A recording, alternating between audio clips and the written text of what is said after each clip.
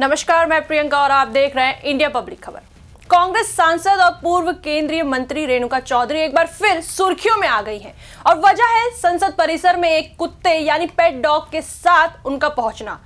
देखने में ये मामूली घटना लग सकती है, लेकिन सोशल मीडिया से लेकर संसद की दहलीज तक ये मामला अब चर्चा का बड़ा कारण बन गया है। कोई इसे नियमों का उल्लंघन बता रहा है तो कोई इसे मानवीय संवेदना कह रहा है, लेकिन इस पूरे मुद्दे के केंद्र में है रेणुका चौधरी के तेवर। अब बात कर लेते हैं कि आखिर ये विवाद शुरू कैसे हुआ। दरअसल संसद के शीतकालीन सत्र के पहले दिन सुबह संसद परिसर में मौजूद लोगों ने अचानक देखा कि रेणुका चौधरी कार से उतरती हैं और उनके साथ एक कुत्ता भी होता है। सुरक्षा कर्मियों ने उन्हें तुरंत रोक दिया और बताया कि पशुओं को संसद परिसर में लाने की अनुमति नहीं है, लेकिन रेणुका चौधरी ने उनकी बात अनसुनी कर दी। कुछ मिनटों बाद कुत्ते को उनकी कार में वापस भेज दिया गया, लेकिन तब तक तस्वीरें और वीडियो सोशल मीडिया पर फैल चुके थे। खास बात यह रही कि मीडिया ने जब उनसे सवाल पूछे तो रेणुका ने हल्के फुल्के अंदाज में कुत्ते की आवाज निकालकर भौं तक कर दी। ये वीडियो वायरल होते ही मामला गर्म हो गया।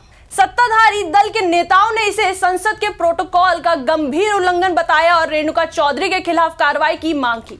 उनका तर्क था कि संसद देश का सर्वोच्च लोकतांत्रिक मंदिर है और वहां किसी भी तरह का जानवर लाना सुरक्षा के लिहाज से भी गलत है।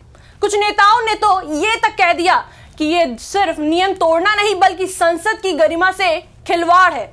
इसके बाद जब विवाद बढ़ा तो रेणुका चौधरी सामने आई। उनका कहना था कि उन्होंने कोई नियम नहीं तोड़ा और वे किसी भी कार्रवाई से डरने वाली नहीं है। उन्होंने आगे कहा, अगर कोई मेरे खिलाफ प्रस्ताव लाना चाहता है तो ले आए, मुझे फर्क नहीं पड़ता। अटल बिहारी वाजपेयी भी संसद में बैलगाड़ी लेकर आए थे, तब तो किसी ने प्रोटोकॉल की बात नहीं की। हिंदू धर्म में कुत्तों का भी महत्व है, फिर इतना मुद्दा क्यों? इसके बाद उन्होंने घटना की विस्तृत वजह भी बताई।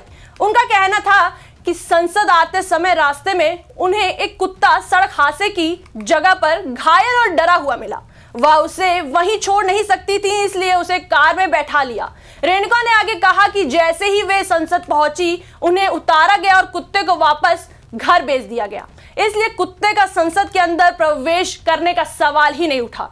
इन सब के बाद भी विवाद थमने की बजाय इस बयान के बाद और भड़क उठा। रेणुका चौधरी ने तंज कसते हुए कहा, काटने वाले लोग तो संसद के अंदर बैठे हैं और सरकार चला रहे हैं, उन पर किसी को कोई समस्या नहीं है। मैंने एक जानवर की देखभाल कर ली तो यह मुद्दा बन गया। इस टिप्पणी पर राजनीतिक बवाल और बढ़ गया। विपक्ष और सत्ता पक्ष दोनों के समर्थकों में बहस शुरू हो गई। अब बात कर लेते हैं कि क्या संसद में जानवर लाना नियमों के खिलाफ है। संसद के नियमों के अनुसार संसद भवन व परिसर में सुरक्षा कारणों से किसी भी पशु को लाने की अनुमति नहीं होती। केवल विशेष अनुमति मिलने पर ही कुछ परिस्थितियों में प्रवेश दिया जा सकता है और यह नियम सांसदों पर भी उतना ही लागू होता है। हालांकि कानून में सीधे तौर पर कुत्ते शब्द का उल्लेख नहीं है, लेकिन सुरक्षा मैनुअल में इसे प्रतिबंधित सूची में रखा जाता है। इसी नियम का हवाला देते हुए रेणुका के खिलाफ कार्रवाई की मांग हो रही है। अब एक नजर इस पर भी डाल लेते हैं कि आखिर ये मुद्दा इतना बड़ा क्यों बना। ये घटना सामान्य नहीं थी, इसके पीछे कई वजह है। पहली बार किसी सांसद के साथ इस तरह कुत्ता संसद परिसर में दाखिल हुआ। दूसरा, रेणुका चौधरी का मीडिया पर भौं करना लोगों के लिए मजाक या नाटक जैसा लगा। तीसरा, बयानबाजी ने इस मामले को राजनीतिक रंग दे दिया। और चौथा, सोशल मीडिया पर यह दृश्य मीम्स और बहस का केंद्र बन गया।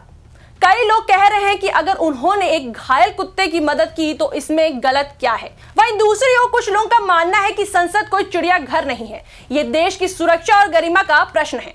संसद सचिवालय ने इस मामले की प्रारंभिक जानकारी जुटाई है। इस पर कार्रवाई होगी या नहीं ये आने वाले दिनों में स्पष्ट होगा, लेकिन इतना तय है कि रेणुका चौधरी के इस कदम ने राजनीतिक माहौल में हलचल जरूर पैदा कर दी है। वहीं इस पर आप क्या सोचते हैं और आप किन पक्ष से सहमत हैं, रेणुका चौधरी या सत्ता पक्ष से, ये हमें कमेंट सेक्शन में जरूर बताएं। वीडियो को लाइक करें, शेयर करें, हमारे चैनल को सब्सक्राइब करें।